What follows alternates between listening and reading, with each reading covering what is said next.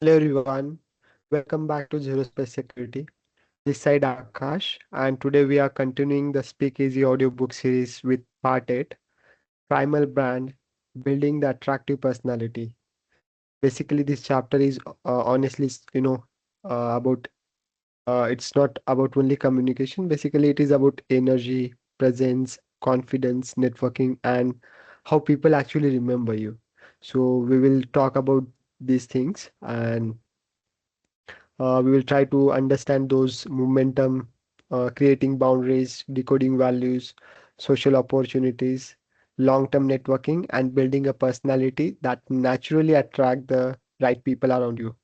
So wherever you are listening from, while working, traveling, studying, or just relaxing, so let's begin with first momentum. What would you do if I told you that all this did not have to be complicated? This whole book can be summarized into one line. That is, spread always good energy. Way too simple, I get it. What is good and what is energy? Questions stemming from the simple. Look, energy does not have to be a new age term that we use. It's about manners, kindness, having a sense of humor. These are the qualities of the charismatic soul. To become great with people, it truly comes down to understanding how it is that you want to be treated. Think about a few of the most charismatic people you know. What do they all have in common? Sit on this one and think little bit. What I noticed they have in common is that the room feels light when they are in it and the room feels heavy when they leave it. It's because they have an attractive personality. Becoming attractive is behavioral. You may be handsome or beautiful. That will be good for you. That's a physical. Or you may look like Scotch, an ugly person. That's maybe bad for you. In either situation, attractive comes down to behaviors. It's something that can be learned, practiced, and mastered. We probably know a handful of people like that. Physically, they got the short end of the stick. However, their personality makes up for it. To be articulative, assertive, and audacious, know that at a fundamental level. Personality can always be molded towards a Gardner vision. Not being a scumbag is one of the best business plans out there. Do you know how much effort it takes to lie, cover your tracks, and bury skeletons in the closest? Would not it be much easier to just be a stand-up person from the get to go? I see so many trends that come out. If you want to be loved, then say their name X number of times. Wear this shirt so you peacock. Touch their shoulder at this angle. So much work. Why make it so complicated? Spread good energy. In this section, we are going primal. Let's discuss the core essence of what it means to build a brand. A brand is the imprint that we leave in someone else's subconscious mind. This brand is what we will allow us to be attractive no matter which environment you place us in. Draw boundaries. A big part of being social is knowing how to connect. A bigger part of being social is knowing when to connect. Drawing boundaries is not only the staple of social intelligent people, it's also an optimal strategy for some of the finest brands out there. A big part of brand building is knowing who your target audience is. Also, it's knowing who your target audience is not. I recall my mom and aunts would normally watch a TV station called Lifetime. It seems like a lot of the shows and movies had women lead actors and the characters. At some time went on a buy, I came to learn that Lifetime was predominantly geared for women. Not going to lie though, some of their shows very interesting. And I should not be have said that out loud. That's not to say that Lifetime was like, hey, listen, you don't want any of you lucky men coming around. Instead, it was to say that the target market was women, and if additional people came, that's fine as well. Another brand who had a boundaries was a bit, also known as Black Entertainment Television. This is a station with urban entertainment, soul, and hip hop music. There is a culture that is built in bit that you can expect. Their target audience are African Americans. Does that mean that they don't allow any other people to possibly enter and watch their entertainment? No. I used to watch a lot of their showing growing up. These brands have a target audience and they want to surround themselves with. Meeting that standard is either utmost priority.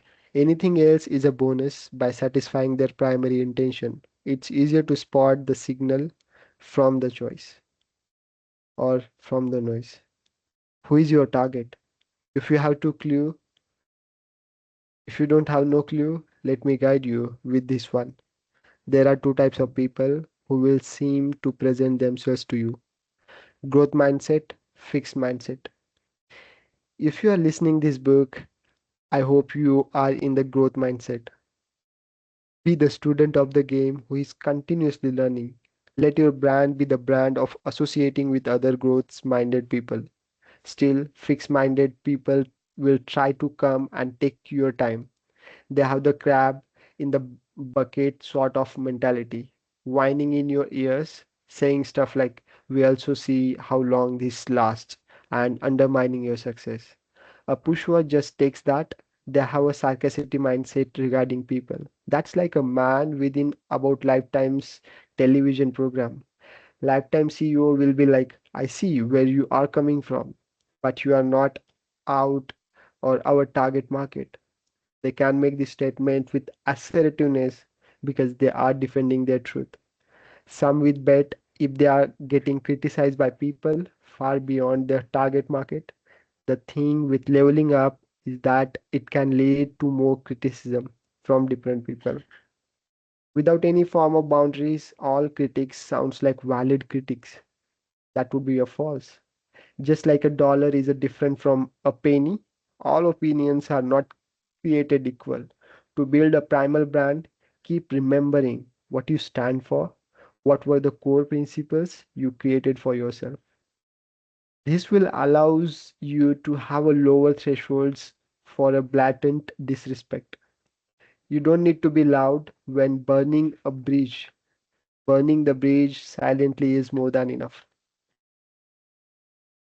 Second, create opportunities for others and yourself. I was once in this business networking group where a bunch of the other entrepreneurs would attend the meetings. We would network with another one, refer each other business and bring guests to grow the club. One meeting I met this one fellow who wanted to have a copy after the meeting. He was interested in the service I provided with public speaking and creative writing. We decided to go to Starbucks after our meeting. As we were in Starbucks, the gentleman Miguel started opening up to me. He talked about how his management style was making his team lazier. It's as if they were taking advantage of his kindness. As we talked more, I could see why. You see, Miguel was a giver, but he was afraid of taking he created value for others. But he was scared to capture any of the that values for himself. He would blend over backward, allowing others to be late, take extended lunches, turn into project whenever they wanted, with the hopes that they would want to return the favor from their own goodwill. When he found out that wasn't the case, he was shocked. Unfortunately, Mughal was leading the with a transaction mentality. The I did XYZ for you, so I expect XYZ and back mentality. He never tried to take. Instead, he thought it would be a given to him. Remember, this story as I tell you another story. Around my second year in college, I was dating with one girl who enjoyed talking. She was shy in our first group meeting, but after I got to know her in our one-on-one session, she was more talkative. Eventually, I thought the more I listened, the more that she would feel good that she was being heard. This would eventually lead her to asking me some question back to back, right? Nope, wrong. Instead, I was conditioning her to becoming a rambler. She was always yapping way. Eventually, I had enough. One day I tried to tell her more about my day and speak about my life. When I did, she had this glazed look in her eyes, and you could tell she was not paying attention. When it was her time to speak, she was fired up with energy. This made me furious. Girl, I'm listening to you, and you cannot do the same thing back. I was having a similar problem that his manager was having with his coworkers. We were both giving. How come we were not getting much back? It's because we were not being intentional with talking in the beginning stages. It's not like you to take as soon as you give. Just have a positive perception towards the talking process. When you think the only way to turn down an event is being rude, then you will be rude. If I viewed talking in a positive light, like I viewed giving in a positive light, I would have had a better conversation with this girl rather than just letting her yap away. Same with this manager. If he was not scared to take, I'm sure he would have been a firm but for fair manager rather than just fear.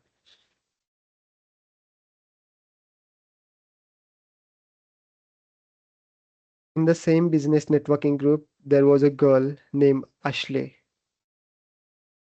a sweet woman who owned an auto shop in Tampa. She was a solid representation of what it meant to give and take. When I was a new member in the club, I had to spend some time to build my reputation. This was going to require work. Luckily, Ashley stumbled upon my YouTube channel. She liked what she saw. For the next few weeks, she would say to another members, "You guys all need to check out Armani YouTube channel. Great content in it." Routinely, she would hype me up. When I would have one-on-one meetings with Ashley, I would thank her. She said, "No problem. We look out for one another. If you know anyone who ever needs a car fixed, you know who to refer them to." A gentle reminder to pass her business anytime an opportunity was open. The message was heard loud and clear. This was a situation when Ashley created an opportunity for me by promoting my channel and created an opportunity for her herself by asking for a potential referral. I referred a few people to her store, myself being one of them. The general thing you want to do is be the person who conducts deals. The deal maker is the person who looks out for their interests and the other person's interest. Rather than saying, "I want to make $1 million, say, "I want to provide $1 million worth of value." Feel the difference. Proud value, get value back. It never hurts to ask if you created opportunity for others. Third one, decoding values. Communication skills are one of the few skills where you can create values out of thin air. In 2018, when I was scrolling through my Twitter, I noticed I got a DM. It was from anonymous account. He DM'd 10 times in a row. I looked at the message and saw it was urgent. He wanted to kill himself. I let him know I was here. Unfortunately, his message had gone to my message request folder, so I saw it late. Asked him if he was still there. He was. We spoke for the next 40 minutes in our DMs. His girls had left him and he was feeling lost in life. No purpose or anything. I had no clue what this guy looked like, where he was from, how old he was, or anything. His picture was simple, a black image. That's when I told him that killing himself was not going to solve anything. He has a family, a life to live, value to create. This is all part of the process. It's not making sense now, but this chapter will one day make all the sense in the world. He typed back saying that he was listening. I spoke more about my mess up early on in life. Thought after each mess up that I was done. No chance of redemption, no second chance, but there is always a second chance. It's called tomorrow. After some time, this account gave me some words. of thank you and said that he was changing his mind. We bade our farewells and he deleted his account. Fast forward to 2020 and I get a random followers on Instagram. Like light skinned guy in his 20s, a chin strap and sunglasses on. Never seen this guy before. He seems like he was my age. 10 minutes into accepting his follow request, I got 20 notification. This random stranger like a bunch of my pictures, so random. 10 minutes later, I got a DM saying, "You saved my life." What? I asked. That's when he said that he was the black image account who wanted to kill himself in 2018. I was tuned. This was life-changing moment in how I viewed communication skills. You see, you are not only becoming more articulate for yourself, you are becoming more articulate to benefit mankind. The world wins when you take the time to invest in your ideas. Value is highly subject to term. It's when you elevate someone in their life. Our goal is to leave others better off than we found them. If you have no clue where to begin, here is a strategy. Josh Kaufman's book, The Personal MBA, brings up a five core human desires. First, desire to acquire. Second, desire to bond. Next, desire to fill. Desire to know. Finally, desire to defend. If you can help someone with any of these desires, then you have given value. With this gentleman who wanted to kill himself, you could tell he needed to contact with someone, which is why he DM me. He responding back address the desire to bond. Also, along with bonding, we built rapport which also address the desire to feel. We giving him information tackle the desire to know. Think beyond money. Money is simply a tangible unit which represent value. It is not value in itself. It gives value. It always comes down to hitting one of the core parts of human, their desire. That's primal. A charismatic personality who has 4D listening skills can spot the desire that is important to the other person.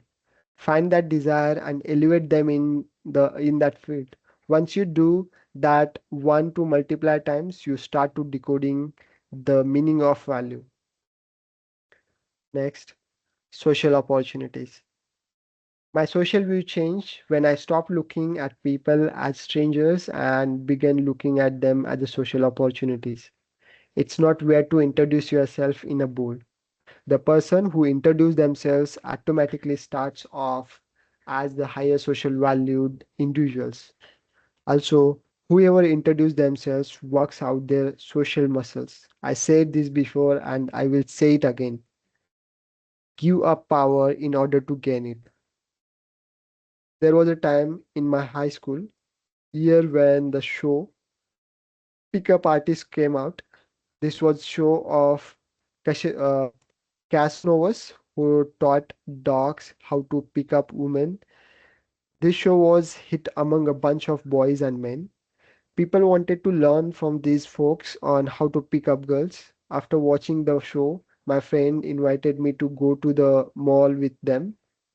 Our plan was to hit on girl and try to get their numbers. I was nervous. In high school, I was shy. I did not just wanted to go up to random strangers and talk to them. As more times went on by on, each of the friends had gotten at least one number while I had not even talked to a girls. There was more pressure for me to say something. The other guys began making fun of me. Eventually, a Spanish girl with long black hair walks right by me. All my friends look at me and signal with their eyes for me. Go for it, go for it. I hesitated at first, but they eventually pushed me towards walking in her direction. I go to her and ask her for the time. Soon as I ask her that, she makes a repulsed face and says, "Screw you, I don't want to talk." Unbelievable. I take a walk of shame towards my friends who saw and heard everything that just happened. They could not even believe it themselves. That girl was so rude. They thought it was best to end up the pickup artist boot camp at that point. However, I felt different. I wanted to continue going on. Something in me felt bolder. It is as if I had gotten the worst part of or out of the way. The mall escape, the mall escape are just now getting started. Younger me thought. This memory was unique for a few reasons. First lesson I learned was that any stranger has the potential to be rude like that girl was. It's not like I asked her malicious question, I just asked her for the time. She had a big watch on too. Instead of answering the question, she went out of her way to put me down. Some strangers like that. The second lesson is that it's never that bad. Even after getting verbally flipped out on a like that, my skin felt hot and that was about it. There was some small embarrassment, sure. However, the embarrassment quickly transformed into courage. Third lesson was that it's impossible to feel audacious when you know that's going to be happen next. It's okay to be nervous before you are about to be brave.